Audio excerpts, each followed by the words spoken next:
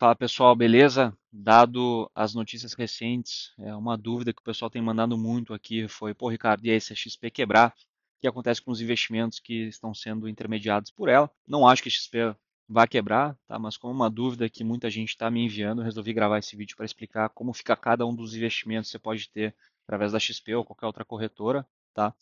De forma que você consiga entender exatamente como é que se comporta cada um dos ativos, tá? Então, ficando até o final do vídeo, você vai conseguir entender isso para ter mais tranquilidade sobre essa eventual situação, que eu não acho que deva acontecer. Para quem não acompanhou, soltaram aí um relatório acusando o XP de ser um esquema Ponzi e tudo mais. Fiz outro vídeo sobre isso, não acho que seja o caso, tá? Não acho que existam evidências que sugiram que seja o caso, mas tem uma frase boa que eu não me lembro agora se é do Ray Dalio ou se é do Taleb, que fala: certifique-se que a probabilidade do inaceitável seja zero.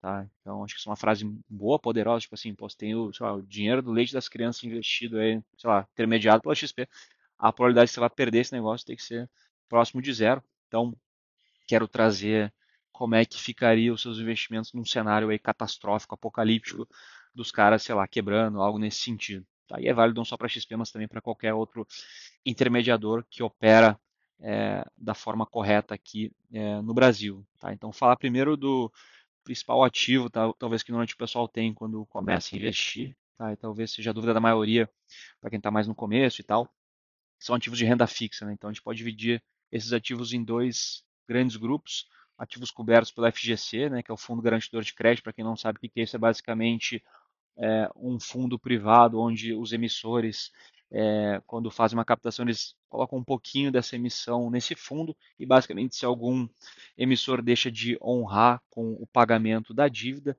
esse fundo vai lá e honra o pagamento. Tá? Então, basicamente, as regras dizem que desse fundo que funciona da seguinte forma: se você tem até R$ 250 mil de investimento em determinado emissor e até R$ 1 milhão por CPF está coberto. Tá? Ou seja, você tem em quatro instituições diferentes, R$ 250 mil em cada um deles, todos quebram ao mesmo tempo. Você tem esse 1 milhão aí coberto pelo fundo garantidor de crédito. Tá? Qualquer real acima disso não estaria coberto.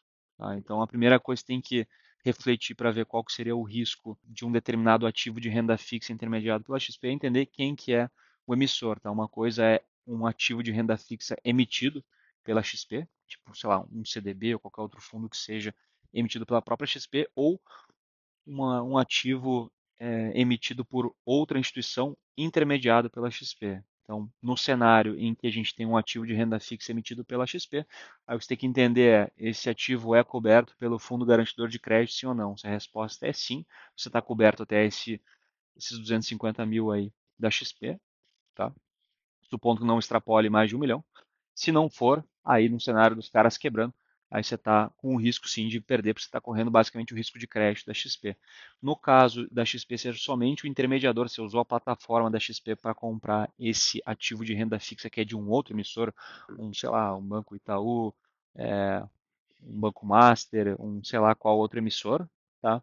Aí, XP quebrando, você não tem risco de perder o seu dinheiro, porque esse ativo aí de renda fixa, ele não está no nome da XP, ele está no seu nome, certo? E está custodiado na CETIP.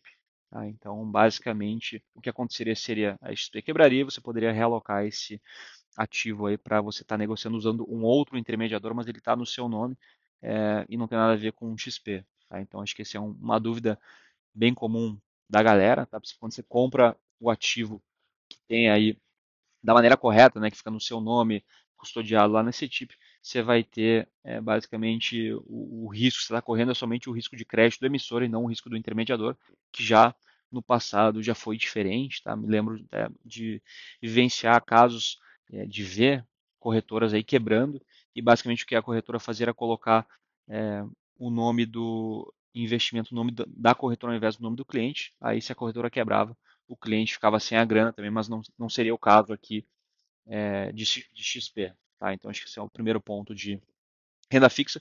O segundo ponto, acho que mais comum seriam ações. Aí a gente está falando aqui de ações, fundos imobiliários, ETF. Tá? Aí é parecido também o cenário. Tá? Vamos supor que você está comprado lá, sei lá, comprou XP. Aí beleza. Se XP quebrou, sim, você vai perder dinheiro, mas se você está comprado, sei lá, em Petrobras, Vale do Rio Doce, Itaú e sei lá qual mais, qual outra ação é, Alupar.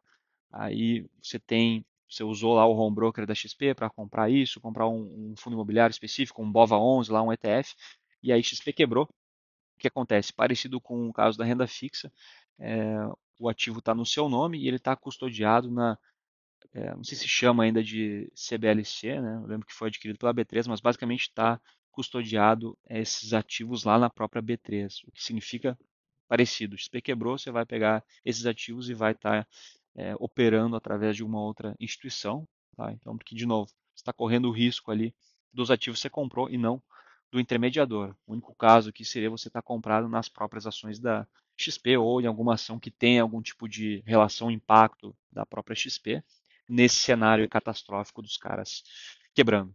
Tá? O outro ativo que eu quero falar aqui são fundos de investimento, tá? Fundos mútuos, também acho que é uma classe de ativo bem comum aí do pessoal estar posicionado usando a XP ou outras corretoras aí como essa, tá?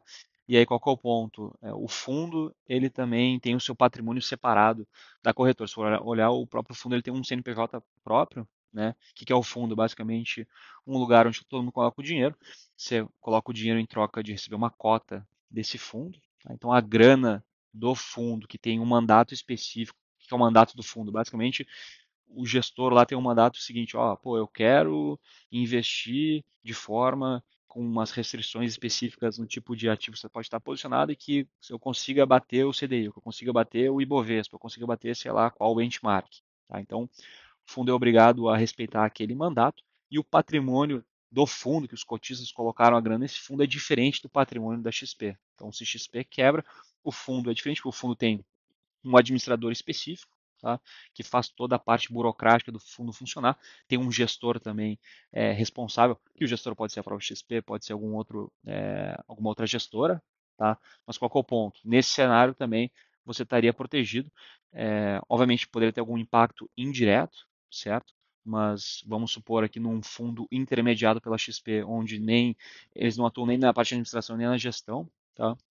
Mesmo cenário de gestão acho que não teria um impacto, mas o caso mais seguro seria eles não estarem envolvidos em nada, tá? Mas mesmo cenário eles estando envolvidos na parte de gestão, não haveria contaminação aqui de patrimônio, logo o risco aí seria bem próximo de zero. Tesouro direto acho que seria também outro ativo que é comum, tá? Aí aqui também esses ativos não ficam em nome da XP, não ficam custodiados na XP, ficam na própria B3, tá? Então você poderia da mesma forma que em renda fixa aí, que você poderia operar através de outra corretora, Tesouro Direto seria a mesma coisa. Eu acho que tem um tipo de classe de ativo que poderia trazer um pouco mais de complicação, que seria você estar operando renda variável de forma alavancada, usando derivativos, alguma coisa de day trade, quando o pessoal opera na margem, alguma coisa de futuros, alguma coisa de opções, tá? Aí teria que entender um pouco mais do cenário específico. Aí eu concordo que poderia ter algum tipo de risco adicional, mas eu acho que não é o objetivo de quem está vendo aqui esse vídeo, acho que não é o cara que está operando esse tipo de coisa, acho que é o pessoal que está mais no começo que tem esse tipo de dúvida aí, tá? Ou uma insegurança. Outra coisa que eu acho que também tem que ter cautela, se você acha que existe esse risco, como eu falei, de acordo com as informações que a gente tem aqui, eu não acho que seja algo que vai acontecer, mas tendo grana parada na conta corrente da XP, tipo saldo disponível, também seria uma grana que poderia ter risco aí de perda, ou de repente demora no resgate, supondo aí que é, fosse pedir falência, algo assim, tá? Dependendo da estrutura da falência da corretora nesse cenário apocalíptico, você poderia ter algum tipo de perda, tá? Mas, enfim, resumindo aqui a história, nas principais classes de ativos que o pessoal está operando, é, você estaria blindado, tá? Então acho que teria um que outro ponto de risco ali maior, tá, nesse cenário, que eu não acho que deva acontecer, mas como foi uma dúvida que mas muita gente enviou aqui, eu resolvi fazer esse vídeo para deixar isso bem claro. Beleza, pessoal? Se tem algum ponto que eu não abordei, deixe no comentário que eu sempre tento responder a galera. E se gostou, não esquece de curtir, segue o canal e deixa um comentário aí pra gente, beleza? Abraço, até a próxima.